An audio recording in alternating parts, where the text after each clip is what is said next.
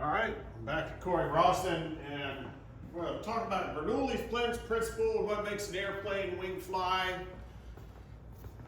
This is probably the biggest culprit I've seen in my career for imposter syndrome, and we've all been there, we've all done it, especially early in our career. We don't have time, we've got to teach a lesson we're really not prepared for, and so we're faking it till we make it. This one hangs on though.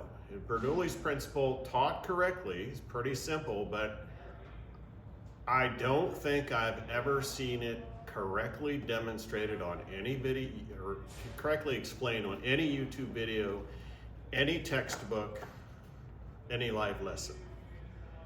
And that can be fixed with just a little tweak. All right, so before I get to the wing, and a good explanation for what makes a wing work, let's give an explanation for Bernoulli effect.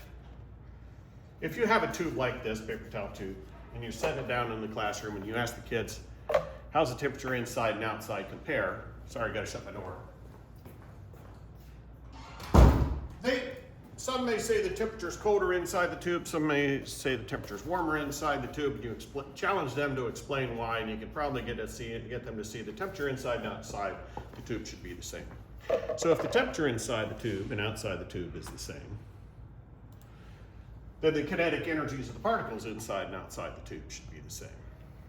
And if that's true, then 1/2 mv squared over 2 is equal to 1/2 mv squared. It should be 1/2 mv squared, not over 2. And if you take a sample of a milliliter of air inside and outside the tube, the mass of that sample should be the same. That should cancel. The 2 should cancel. And what should happen is the molecular motion inside the tube on average should be the same as the molecular motion outside the tube on average. Those velocities should be the same. Those speeds should be the same on average at all times.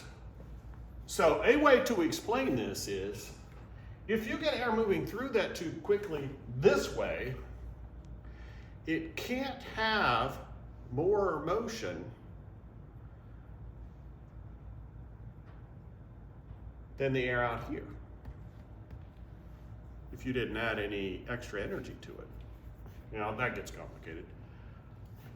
But stick with the explanation here. So if the molecules are moving this way fast, they can't be moving other directions, such as into the sides as much. Mathematically, they can't be, because you can't have a greater total. So if they're busy moving this way, other ways not so much, then the pressure should be, now let's back up, lower to the sides. If you ask the kids what seems to make sense and show them this graphic first and say, well, the pressure to the side is here, by intuition they will say, well, it should be greater here usually. And that is not the case, which is surprising. But if you follow through the explanation that I just provided, that it is actually surprisingly lower, they may not recognize law of continuity, that all these molecules have to go through here and they have to speed up. That could be beyond where they're at. But it's a lower reading. And you can explain it as they can't be hitting the sides as much because they're busy going this way and they can't have more motion if the temperatures are the same. Okay, now here's where we talk about the wing. Airplane flying this way. Cross-sectional area is what we see here with that. You ask a kid to draw this on an essay question, you get all kinds of responses, not usually a cross-section. They don't grasp that. So you gotta spend some time talking about that first. But here's the explanation, and I'll show you why it's almost always botched. You can either pass the air over the wing or pass the wing through the air. Doesn't matter. Relative to the motion is always the same. If you take two molecules, let's say, and they start together and they end together,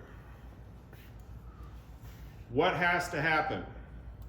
One goes over the wing, one goes under the wing. Okay, what's different? The one that goes over the wing goes farther. One that goes under the wing is shorter.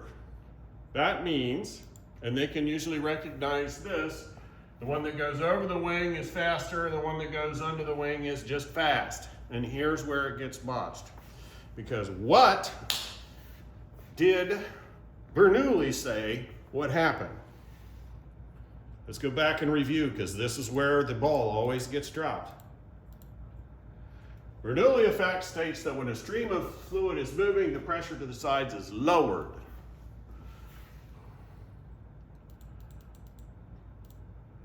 So if you got air going over the wing fast on the bottom and air going over the wing faster on the top, Bernoulli says, what happens to the air here? Its pressure. Its pressure is low, not high. I don't care what the textbooks say. I don't care what Bernoulli says. I don't care what anybody says. It's low. Bernoulli says low.